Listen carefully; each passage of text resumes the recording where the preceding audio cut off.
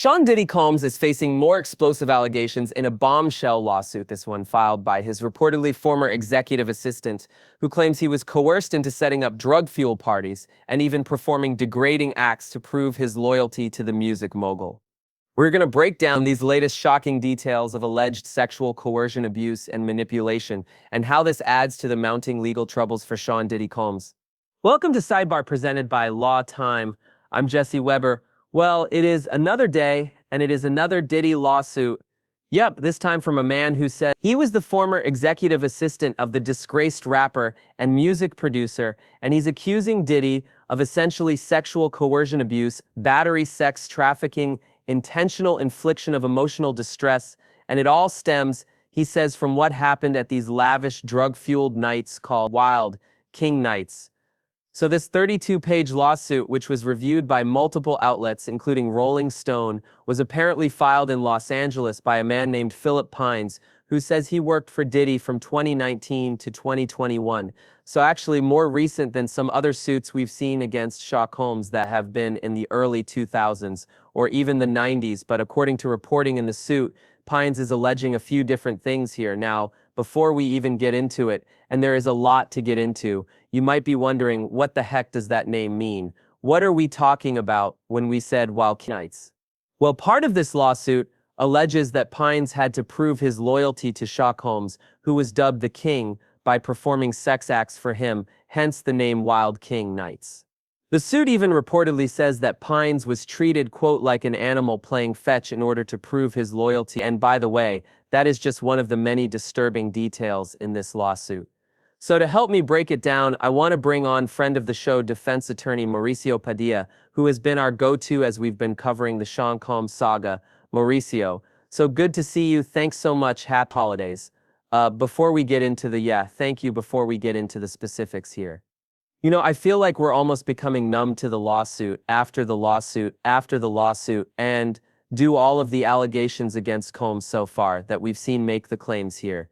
These new claims, do you think it makes it more or less true? In other words, does the fact that a lawsuit comes out in late 2024, as opposed to maybe at the beginning of the year, right after he was arrested, but, you know, on the heels of all the allegations so far, how should we all be thinking about yet another lawsuit against Sean Combs?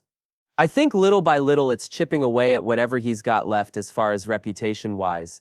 I mean, I think when I read it, the biggest key factor for me is that we're talking about somebody that was under his employee, if that allegation is true. If this was actually somebody that was employed by him from 2019 to 2021, he's got a problem on his hands, because this, not just a Jane Doe or John Doe or a random person, this is someone that was, you know, in his circle, under his employee. So the allegations are serious, and as we've seen, could be foreshadowing testimony in the criminal case.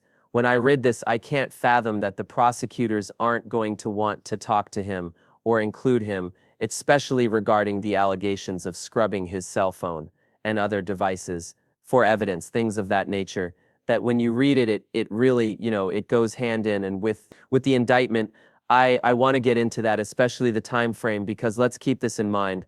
Prosecutors have alleged criminal conduct from 2008 to 2024. This would be right in that time frame. So everybody keep that in mind. We'll talk more about it, but I have to get into a little bit more of these allegations, starting with what Pine says he was in charge of doing for these parties. What was his job? So one of the things Pines alleges here is that he was responsible for setting up these gatherings, which reportedly involved heavy usage of various illegal drugs and alcohol, sexual paraphernalia, and sometimes it would take place inside of Diddy's bedroom. He says that Diddy instructed him to prepare spaces with these specific items.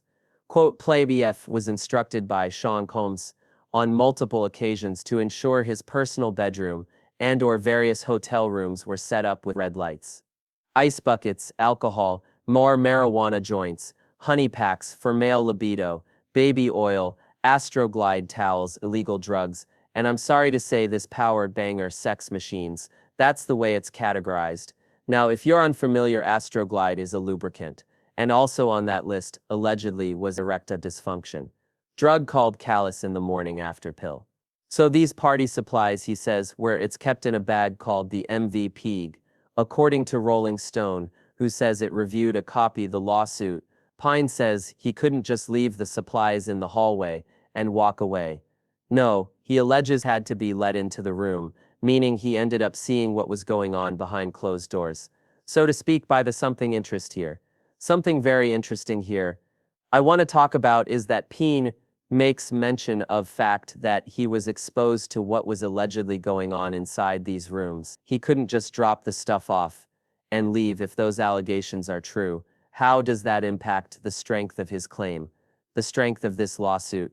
Because allegedly he's a key eyewitness. He's a key eyewitness. And not only that, but he says that he was forced to look at the videos that memorialize these parties and these events when he was scrubbing the videos off of his phone. And he actually says that he was intimidated and threatened that if Sean Combs' family were to ever find the videos or images, that he would never work in the industry again. So not only was he live, seeing the actual events that occurred, but he was also referenced to have to look at the videos and images that were when you have to scrub the phone. I mean, listen, this case is all-encompassing to the point that P. Diddy has successfully vilified baby oil. And if anybody thinks that that's not true, this Valentine show up to your bedroom with a bottle of baby oil and see what your spouse says. Wow, they're not going to like it. What is that? What a year. What a year. One of the things is, the thing that stuck out to me, you mentioned it before. These allegations are sincere with what the allegations are that are laid up by prosecutors when they describe the freak-offs in their indictment. Right, these sex-fueled parties, these drug-fueled parties, the baby oil, the Astroglide, and it makes me wonder, do you think Mr. Pines is a cooperating witness, government? If so, do you think he was one of the people that they originally spoke to when they were coming up with this, when they were drafting the indictment and coming up with the charges, or do you think he's come out after? Because again, I think the timing of the lawsuit's important at the end of the year. Right now, talk to me about what you think his role might be. If I had to guess, I would figure that the feds already talked to him, just because I know from my experience dealing with them how all-encompassing their investigations are. And if he really was his, from the time frame that they again, in the lawsuit, I can't see a scenario where they wouldn't, they investigate regular cases to the point that that I'm shocked when I see it as a commercial defense attorney with late regular people.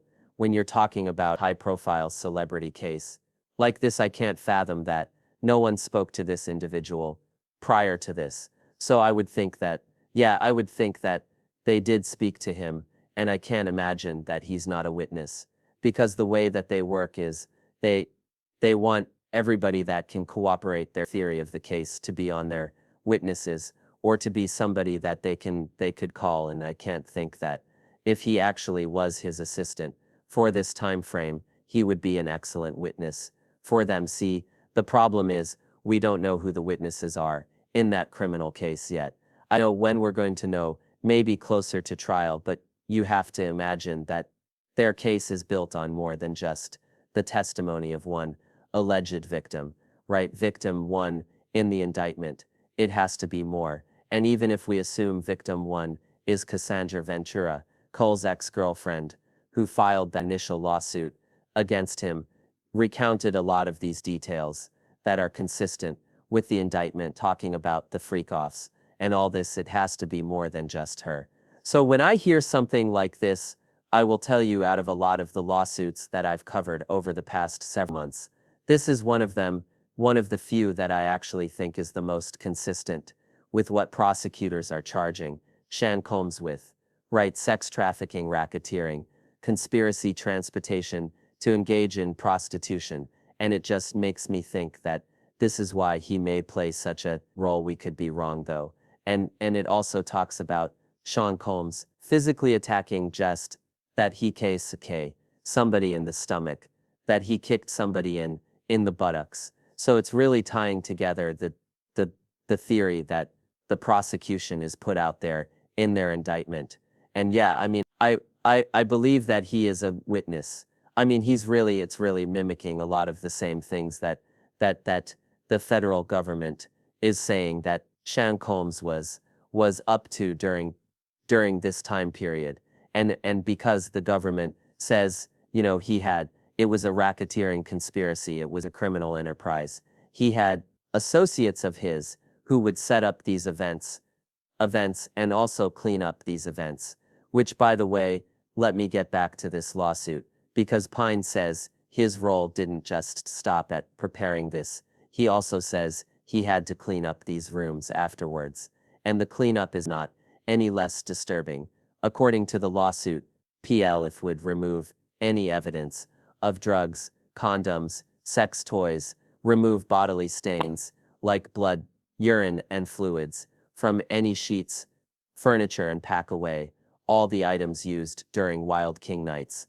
And all of this cleanup, he says, was also part of a cover-up so that no one would suspect anything was going on, and that alleged cover-up also included leaving very large tips for the housekeeping staff to essentially prevent them from reporting anything and going even further into the duties of his supposed cleanup. This also extended, as we were talking about, to wiping Diddy's personal devices of any evidence. According to the lawsuit reviewed by Rolling Stone, PLFF was further instructed to scrub Sean Combs' personal devices, including but not limited to personal phones, laptops, tablets, of any compromising videos. And by the way, unfortunately, in doing so, he was once again unwillingly exposed to the alleged conduct that was occurring. In order to accomplish this unreasonable task, plaintiff would have to, again, unwillingly see the video and then erase it. Okay, Mauricio, let me ask you this. How does he prove this? How does he prove all this happens? It just his testimony. Will you try to subpoena those people to come forward? How do you prove something was deleted? Talk to me. Well, first of all, I can only imagine how sloppy Sean Combs was with evidence when he got busted with those 2 machine guns, or 3 machine guns, with the altered serial numbers. So I really don't trust Sean Combs or the people around him's ability to properly cover up anything. So I envision that you're going to see a trial payments from his Amex for flights for people, straight payments directly from his company to people. And then the time frame is important because this happened in hotels and places that have surveillance, that there's records that could be consistent with his testimony about when he alleges that these parties took place. He probably has his own information about who attended the events. When you're somebody like Sean Combs and you're such a celebrity and you're engaged in this type of behavior, people around you are memorializing it. It's on their own. So I feel like this guy probably was creating his case prior to him even filing this lawsuit back when it was happening. Because when you're, part of this, and if this is true, that he's, threatening you with a threat of being fired, with a threat of, being ostracized in the industry, he may have taken steps to memorialize this himself, saying, you know what, I may have to defend myself in the future, and I'm going to start keeping records of what's going on. So I wouldn't doubt it if we see something like that. Does it hurt or help him that I'm talking about Mr. Pines, that he could be seen as an active participant in this, that he was complicit in it? Does it hurt his case? Does it hurt maybe if he takes the stand and testifies against Sean Combs at a criminal trial? I mean, listen, it's a double-edged sword. If it hurts or it helps. Yeah, he was complicit. He even admits in his lawsuit that he went as far as to start having sex with this woman when Sean Combs forced him, but then he felt bad. So a lot of people are going to be like, well, you felt bad about it, but you got erection and you started to have sex with her. So how badly did you feel about it? And I'm sure that his lawyers, Sean Combs' lawyers, are going to attack that. Like, yeah, you were a willing participant. You actually had sex with this woman. You penetrated her. And all of a sudden, years later, you want to back out and say, I wasn't a willing participant. I, I was forced, and I think you're going to see that a lot in the criminal trial as well, where they're going to be like, oh, all of a sudden, Sean Combs flew you to a destination, paid you 20,000 to take part in an orgy, gave you drugs you're the victim, you're the victim, you weren't, you didn't want to do it. And I think that we're going to see that a lot, not only from Mr. Pines, but from a lot of the witnesses that are going to come forward in the actual case, where Sean Combs' attorneys are going to be, labeling them as, willing participants in something that is not illegal. The problem is that, as we've discussed in before, even if you were doing this on the regular since 2008, it's illegal, and it's illegal to pay somebody to cross state lines to form a sex act, and it's illegal to cross the lines with drugs to have these orgies. This stuff's illegal, and one of the main underlying themes in the indictment, and I think you could argue here, is the element of using fraud, force, or coercion to force people to engage in these alleged sex acts. Because according to the review by Rolling Stone, Pine says, if the devices, going back to the devices for example, if the devices weren't wiped clean, he said there would be severe consequences. Plain if was instru that if any of Shaw Cole's family sees the videos, either on the personal device or cloud-based storage, ELFF would be terminated with negative comments, so that he could never be in the entertainment industry. That's something you mentioned, Mauricio, and I think that's interesting, by the way. On a side note, if that is true, why maybe in the face of all these allegations, his family has stood by him. Right, so, if all this is true, and again, Shaw Combs has not been found guilty, he's not been found liable in any of these lawsuits, but if all of this is true, it makes me wonder, did he compartmentalize his life and keep it away from his family? Because they have been backing him. So let's start there. So, what do you think about that, Mauricio? Well, I mean, listen, it seems to me from the lawsuit that I read involving his son, that he really wasn't compartmentalizing anything with his son, because apparently his son was involved in these parties, at least the one on the super yacht that ended up in a lawsuit.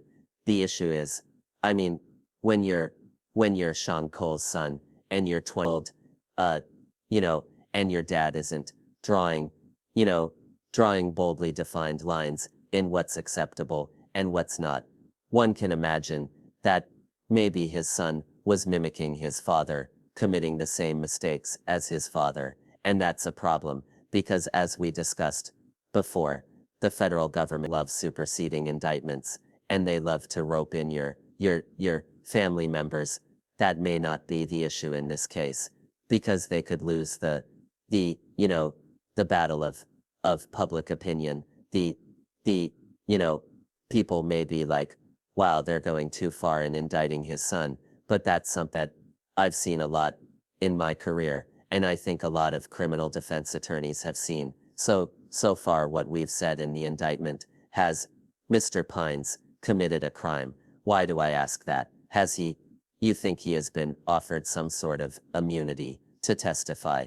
Again, assuming he would be a cooperating witness in a criminal case, based on these allegations, has he done something illegal by wiping the devices, by paying off the house staff, by cleaning things up, where he would be offered immunity to testify against Sean Combs? I mean, maybe theoretically he could be part of this sex traffic operation, or this racketeering operation. What's your thoughts?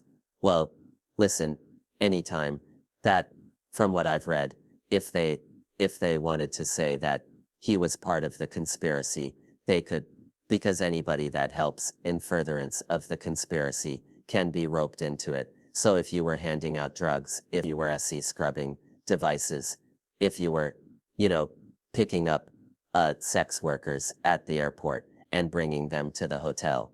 Yeah, you're part of it. So I would envision that if the government wanted him to testify, they would offer him immunity. Because you're right, some of the things that he says could lead to, you know, admissions of guilt and wrongdoing in the criminal sense. So I would envision that they would offer him immunity. Interesting. Now, by the way, his responsibilities, you know, we talked about him allegedly setting up and cleaning up these, you know, alleged escapades, but that is not where the lawsuit ends. Was talking about before there was another harrowing allegation of what could be considered sexual coercion in a very particularly graphic revelation where Pines claims that Diddy allegedly forced him to expose himself to a female guest at Diddy's command, to which Pines says he participated out of fear of consequences. And the way he says this played out, according to the lawsuit, began with Diddy allegedly massaging him, forcing him to take a shot of tequila before pushing him into a female guest. And remember how we mentioned that this was supposed meaning behind these Wild King nights was, well, it's Rolling Stone who mentions that this appears in this lawsuit comes sexually rubbing the shoulder of the plaintiff, Pines, informing him to show loyalty to the king. And the next part is just graphic. But let me just say, it involved Pines supposedly having sex with this female guest and then exposing himself to Combs as well. And now, after he says he went along with this because he was fearful, and then he steps out of the room, apparently upset. You know, Mauricio, he's suing my understanding based on reporting for a number of causes of action here: sexual battery, intentional infliction of emotional distress. Does that apply to these circumstances? Everything I've described so far. Yeah, I mean, listen, intentional infliction of emotional distress, based on what he's describing here, is completely a count that could survive. You know, I mean, everything that he's saying is the type of thing that it could be defended, but it's definitely something that Sean Combs has to worry about, civil. And they also sued his companies. So it's not only him, it's Bad Boy Records, and it's a couple of other companies that under Sean Combs' control. And the allegations, especially the ones that include violence, are pretty alarming. Listen, if I was cross-examining this guy, at the end of the day, he admits that, you know, he penetrated this woman. And if you penetrate somebody, yeah, you know, there's an issue of, were you aroused or not? I mean, are you forced or not? Did you want to or not? And when a man penetrates a woman, the argument is, and I'm sure this is going to come up in trial or in deposition, you know, you wanted to do it, at least at some level. You were wrecked, and you penetrated her so well. I mean, the other way is, look. The other the other way of flipping the narrative is like, look who I'm around. Look what I'm witnessing. Look what he's doing. And you mentioned it before. Pines also alleges that he actually witnessed Combs kick a guest during a party during a birthday celebration in Turks and Chaos. At Combs didn't tell anybody he had COVID, actually gave another person COVID, and Pines was instructed to keep quiet. Again, we're talking about Sean Combs, not in 2020 at the height of his power, wealth, and fame. I mean, that is something that is a common theme throughout all these cases, and one of the reasons why you have seen number of these lawsuits come out after Sean Combs was either indicted or arrested, and particularly after his bail was denied. So I think that was a big concept too, is that he no longer can attack you, and he can no longer be a threat to you. That, at least, is the allegation put forward, and one of the reasonings that's been put forward by a number of his accusers. And by the way, let me just go back to this. So while Diddy, of course, is at the center of these allegations, as Mauricio said in this lawsuit that was reviewed by Rolling Stone. He's named Combs Enterprises, Bad Boy Entertainment, and a senior employee named Christina Coram. Now Coram was mentioned in a filing by music producer Rodney Jones. I want to talk about that for a second here, because Christina Coram is allegedly Sean Cole's right-hand woman. She's even been described as a sort of Ghislaine Maxwell-type figure to Combs. And we know, of course, that Maxwell is the woman who is convicted of trafficking young girls in behalf of her boss, Jeffrey Epstein, boyfriend, her accomplice, whatever you want to call him. Now, according to a complaint that we've talked about here before, this was filed by Rodney Jones as the chief of staff. Defendant Coram was instrumental in organizing and executing the RICO and TVPA enterprises. That's the sex trafficking enterprises. And of course, we can't be totally sure what her alleged role is in these Wild King nights, but that is just some background, a little bit on Miss Coram. And Mauricio, I want to circle back with you on this, because I do wonder, Sean Combs is the only one being charged right now. The government's been a little bit shy about whether or not there's going to be a superseding indictment. Why do you think there hasn't been additional charges? Do you think there would be charges against additional other people after Sean Combs' trial in May? Or do you think that situation where people are going to be cooperating with the government and testifying against it? I think it's a latter. I think people are going to be cooperating with the government, testifying against them. I see it all the time in regular cases. I don't see why that would change in case of this magnitude. And I believe that people around him must have been complicit. I think that he felt that he was above the law. This is somebody that got Obama to pardon one of his best friends that was in prison for drugs. This is somebody that actually thought law. So I can only, think that, he was sloppy in the way that he did these crimes, that there's probably a trail of evidence, not only involving him, but everybody in his circle that he would, delegate these responsibilities to. And those people, when they're faced with the reality of, hey, do you want to testify, or do you want to, possibly do time? I think we're going to see a lot of people testifying against them, and it's not that just even a power dynamic between an employer and employee.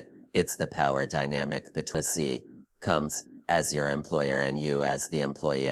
I think that's going to be a big theme, as I mentioned before. Now, as for Sean Combs, we mentioned he's facing federal charges of racketeering and sex trafficking. He's pleading not guilty to these charges. He's presumed innocent until proven guilty. But Combs' attorneys denied these allegations in this lawsuit, saying in a statement to Rolling Stone magazine, no matter how many lawsuits are filed, it won't change the fact that Mr.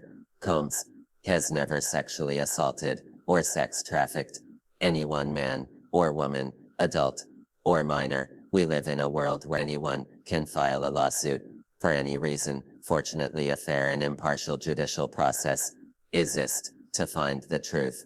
And Mr. Combs is confident he will prevail in court. Real quick, Marcy, before we wrap this up, he is right.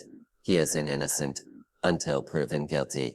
If he is acquitted in his trial, what happens to the other lawsuits? You think they still go forward? Yeah, they go forward. You're dealing with a different bar regarding, whether it's reasonable doubt or preponderance of the evidence. You could be found not guilty of a criminal case, but they could have, more than enough evidence to convict you in a civil trial. These civil guys are looking for money. They're not gonna stop, no matter what, even if he's acquitted or not. It's a completely different threshold, and I don't see them stopping until they actually get money from him, which is what they want. But do you think that these plaintiffs, who, as I mentioned, it seems that they came forward, particularly after Combs was arrested, and now he's been denied bail, if he is acquitted and he is released, do you think that they'll still want to go after him? Listen, I think so, because their names already in the media, they've already started, this fight. That means if he's and he's out, and you're fearful of, retribution, you're still on his hit list, no matter what. Just because you started, might as well finish it, and might as well try and get your money. And, these lawsuits cost money, so the lawyers are going to be, on the hook for everything that they put forward regarding cost. So they're going to want to generate revenue from these lawsuits. So I don't think they're going to stop until they get money. All right. Mauricio Pilate, good seeing you. Thanks so much for coming on. Thanks, man. Thanks so much. All right, everybody. That's all we have for you right now here on Sidebar. Thank you so much for joining us. And as always, please subscribe on Apple Podcast, Spotify, YouTube, wherever you get. I'm Jesse Weber. I'll speak to you next time.